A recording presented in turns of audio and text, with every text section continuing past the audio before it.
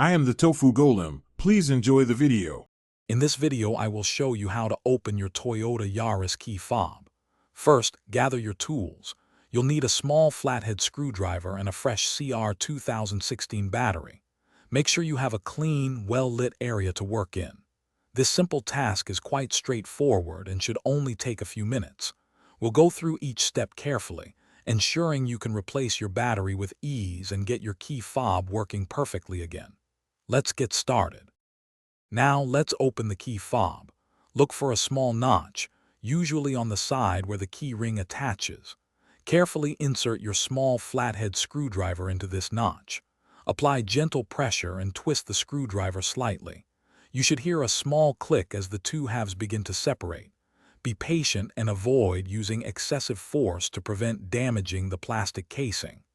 The goal is to slowly unclip the two sections. With the key fob open, you'll see the old battery. Gently pry it out using your screwdriver, being careful not to touch the circuit board. Notice how the old battery was oriented. Typically, the positive side, marked with a plus sign, faces upwards. Now, take your new CR 2016 battery and insert it into the compartment, ensuring the positive side is facing up. This ensures proper contact and functionality for your key fob. Finally, it's time to reassemble your key fob. Carefully align the two halves of the casing and press them firmly together until you hear a satisfying click.